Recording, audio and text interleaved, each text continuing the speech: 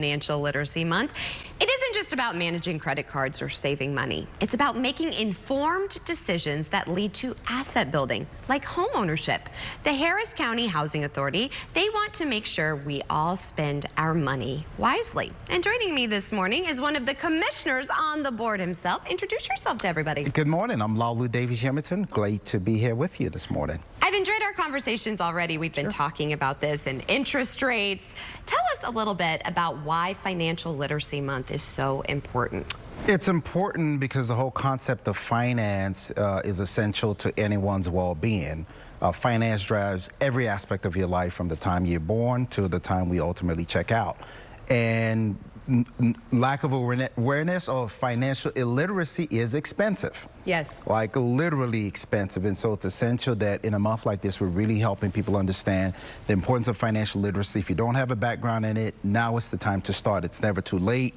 Don't be worried about the things that you don't understand, interest rates, APRs, and things of that sort. Start where you are, understanding where you are today and where you want to go. And so I love that. So what resources are there available to us? So online, with the advent of ChatGPT and all these resources, you can practically go online and start your search there. But beyond that, there are a number of agencies right here in Houston who specialize in providing financial literacy.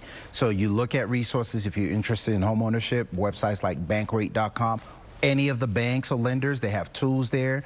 They all have calculators that can help you understand how do you budget and how do you structure that. And I would also add, my 3 C's are cash, credit, and career, and we could talk more about that, but those are all the important aspects that delve into how your financial picture takes shape. Yeah, let's dive into that. I like that. Certainly. So cash is the capital, right? That's what drives your ability to purchase things, your ability to finance things, because your ability to make payments is what's important. Credit is your character, right? That's how lenders determine what your interest rates are going to be, what kind of credit facilities you can access, and your career is ultimately the source of that cash or capital that you use to pay for those things. And so you have to be thinking about each of those C's. On the career side, there's this notion, Jack Ma, the founder of Alibaba, talks about in your 20s, go work for someone so that you learn trades and you learn how to run and operate in a business structure.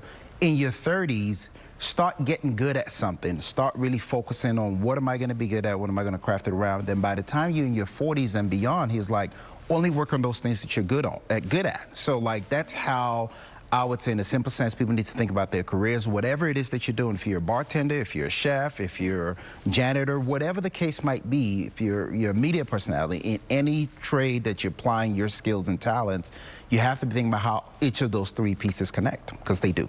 Geez, that is really insightful. Also, how is affordable housing right now? Where are people standing? It's tough. A decade ago, when we would talk about affordable housing, people thought, oh, just move a mile that way and you find something affordable. And that's all changed. A number of factors. So if you go back to 2018, we were still in a relatively stable market. Interest rates were low. The relative real estate market was well balanced. Then we had the onset of COVID. But before that, we were already starting to see some shifts in the market. Things were getting more expensive with COVID, short supply of certain goods and materials, the disruptions to the workforce. Prices accelerated because people with a lot of money were moving to locales where they could get space and so on and so forth. In the aftermath of COVID, we've had the trifecta of having inflation that rose. We had interest rates rose, and then construction costs also escalated. So the combined effect of that is why we have this affordable housing crisis. Then I'll add to that, on the side of the finance, the interest rates, a lot of homeowners locked into their interest rates between 2016 and 2022, and now they're almost trapped, because if you're locked in at a 3% interest rate, if you have to buy a new home, exactly, we were just talking about that interest rate escalates, and so that's the big challenge that we have. So what can we do to overcome that? I mean, should we be buying right now, or should we be renting? What do you suggest we do? I'd say if you can buy is the way to go. Rent is essential for a lot of people. I talk about it all the time. Most of us start living in rental housing when we first emerge into having our own households. Right. So the need to buy, it comes down to your personal situation. If you have the credit, If you have a little bit of the cash, and there are different mortgage programs that you can go to. There are a lot of first-time home buyer programs. The city of Houston has a home buyer program. Resources like the Harris County Housing Authority. There are resources that buyers can leverage now, knowing that if you can buy today, you always have the opportunity to refinance down the line should interest rates come down.